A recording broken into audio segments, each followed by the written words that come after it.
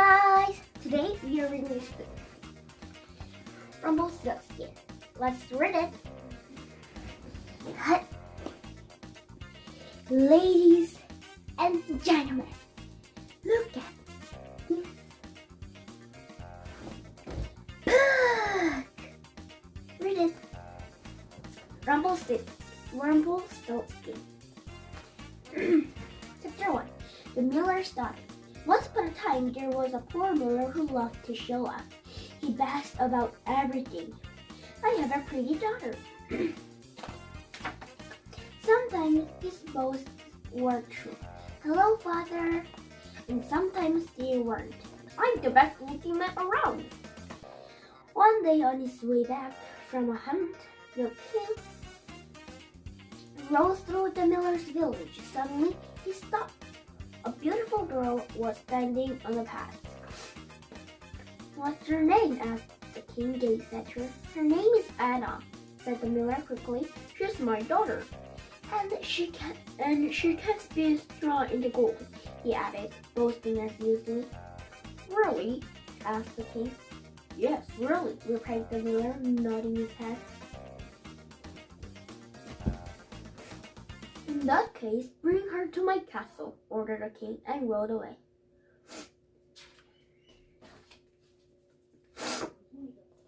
This is your chance, Anna, cried the miller. The more the king sees your pretty face, the more he'll want to marry you. You could be queen. Ta-da! The next morning, the miller took Anna to see the king. The castle walls were old, and crumbling windows were broken, and doors were missing. The king must be short of money, whispered the miller. You can go, the king commanded the miller. As for you, he said, turning to Anna, follow me. Chapter 2. The King's Test. The king led Anna down dark corridors and up twinkling stars. At last, they reached a tiny room stuffed with a straw. In the corner was a large spinning wheel. You're pretty enough to marry, said the king, but are you as clever as your father says? You have tonight to turn this straw into gold. If you fail, you shall die. Then he went out and locked the door.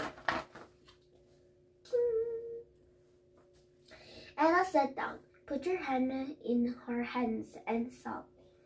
Oh, father, she cried, what have you done? I don't want to die. I want to be queen, but I can't spin straw into gold. No one can.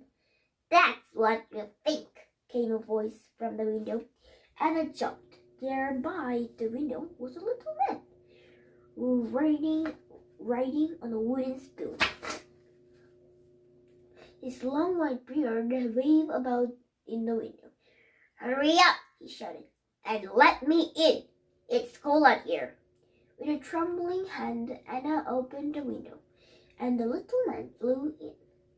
Mr. Miller, he said, with a smile, what will you give me if I spin the straw into gold?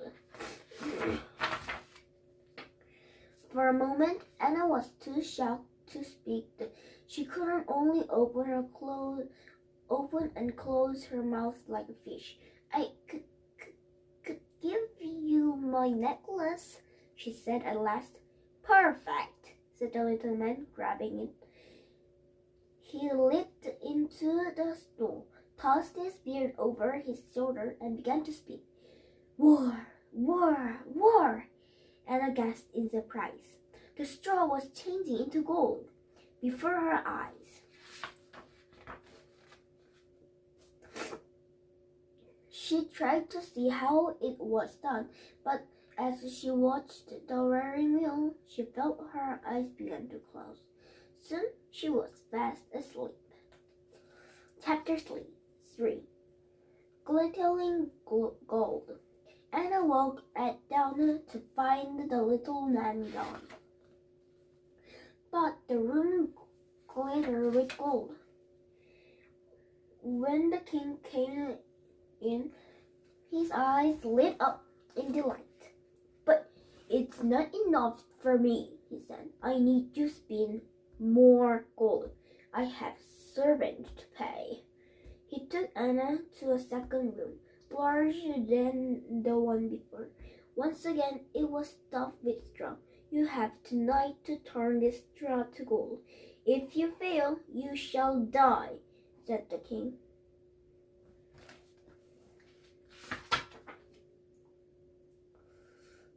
Then he went out and locked the door. Anna sat on the stool and cried. I still don't know how to spin straw into gold, she sobbed. But the night the little man came again. Let me in. What will you give me if I spin this time? He asked. I'll give you the ring on my finger. Anna replied. Perfect, said the little man. He pulled up her ring, hung his beard over his ears, and began to spin. Whir, whir, whir, went the wheel. All through the night, the little man laughed as the sun rose. When the king came in, he jumped for joy. But I still need more gold, he cried. After all, I've a country to run and enemies to fight. I will need enough money to last my whole life.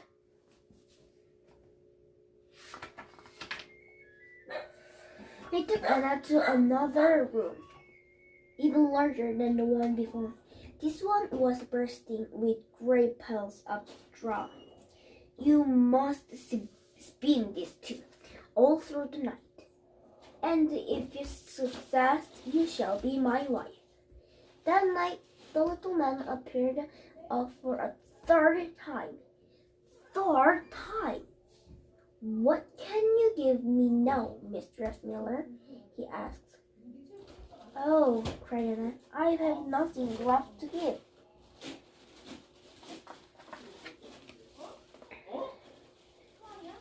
Then promise with me your firstborn child, said the little man, and if I refuse, ask Anna. I won't speak, he snapped. Anna thought for a while. I do want her to be a queen, and he might forget his request. Finally, she said, I promise. Then the little man grinned and tied his beard under his chin and began to spin. War, war, war. The next morning, the king was delighted by all the gold. At last, he cried, I have all the gold I've ever need. Anna, he said, you are both beautiful and clever. Will you marry me? Oh, yes, said Anna at once, and so Anna and the poor miller's daughter, Anna, the poor miller's daughter, became queen. My new wife. Chapter 4. Anna's Promise. A year later, Anna gave birth to a beautiful boy. She loved him more than her own life. On her life. Oh. But one winter day, the queen heard a tapping noise at her window. Let me in. Oh no, she gasped. The little man's back. You can't come in, cried the queen, chuckled her baby. That's what you think, said the little man. He disappeared from the window. The queen waited. Perhaps he's gone? The next moment, there was a rustle noise in the chimney, and the little man rushed into the room. Give me the baby as you promised, he cried. dancing around the room. Yippee! Ooh, yippee! Take whatever you want, pleaded the queen. You can have all my money and all my jewels, but please let me keep my son. No, said the man. Something alive means more to me than all the treasure in the world. The queen wept and wept again. At last, the little man took pity on her. I will give you 3 days, he said. If you can find out my name before then, you may keep the child. Chapter 5. Name Games. The queen lay awake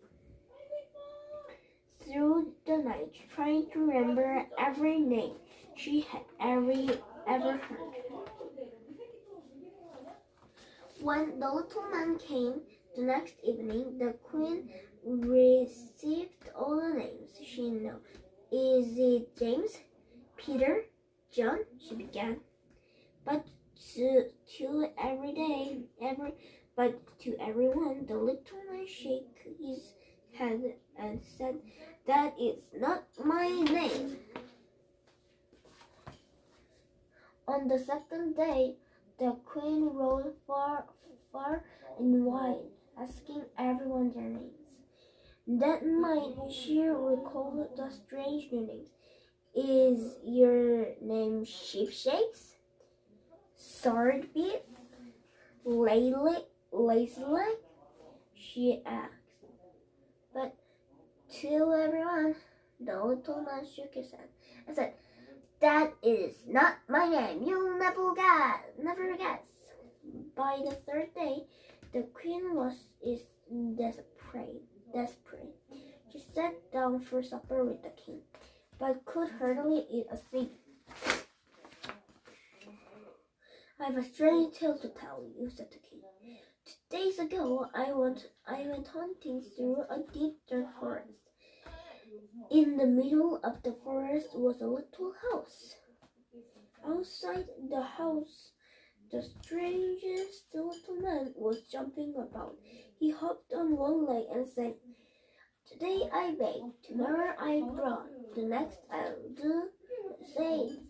How glad I am that no one knew that Rumpelstiltskin is my name. The queen smiled when she heard the king's story, but she didn't say a word. When the little man arrived that night, he said, "Well, Mistress Queen, do you know my name?" At first the queen said, "Is your name Solomon?" "No," said the little man, jumping up and down in excitement. "Your name is Zebedee?" "No," said the little man, leap around the room. "Perhaps," said the queen, after a long pause, "perhaps your name is Rumpelstiltskin?" How did you know that? How did you know that?" cried the little man. Why, with a roar, Rumpelstiltskin jumped on his boot and shot through the wall. He was never seen again. The end. We're done with this book, and next time I will come in a new good story. Bye!